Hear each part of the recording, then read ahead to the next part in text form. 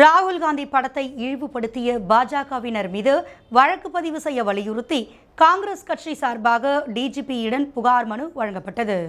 பிரதமர் மோடி குறித்து அவதூறாக பேசியதாக காங்கிரஸ் பாராளுமன்ற உறுப்பினர் ராகுல் காந்தியை கண்டித்து பாஜக சார்பாக இந்திரா காந்தி சிலை அருகே கண்டன ஆர்ப்பாட்டம் நடைபெற்றது. இதில் பாஜக நிர்வாகிகள் ராகுல் காந்தியின் புகைப்படத்தை காலால் மிதித்தும் கிழித்தும் எரித்து போராட்டத்தில் ஈடுபட்டனர். மேலும் உருவ பொம்மையையும் எரிக்க முயன்றனர்.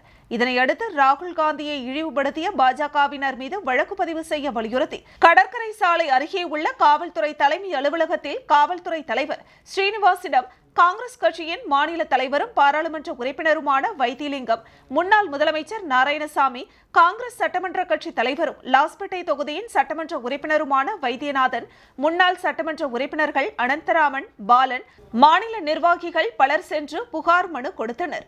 ராஜீவ்காந்தியை இழிவுபடுத்தியவர்கள் மீது வழக்கு பதிவு செய்ய வேண்டும் என்றும், இல்லையென்றால் வரும் திங்கட்கிழமை மாநிலம் முழுவதும் காங்கிரஸ் கட்சி சார்பாக பல்வேறு போராட்டங்கள் நடத்தப்படும் என்றும் தெரிவித்தனர்.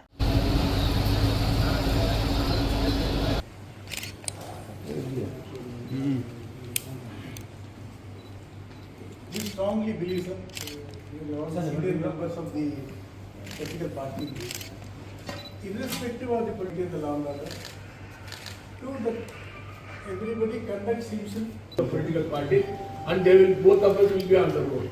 And ultimately, what will happen then? It will be a headache for you. I know.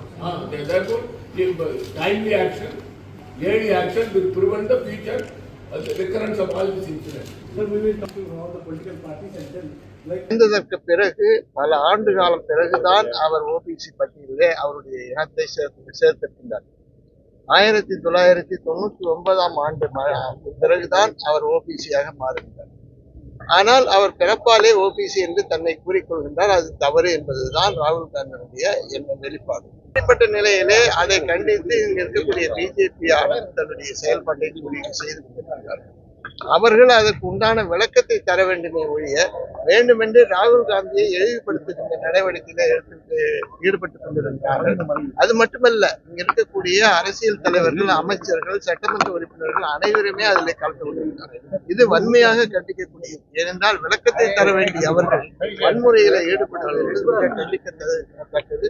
அதன் காரணமாகத்தான் இன்றைய தினம் டிஜிபி அவர்களை செல்கிறது அவர்கள் மீது நடவடிக்கை எடுக்க வேண்டும் என்று நாங்கள் கேட்டிருக்கின்றோம்.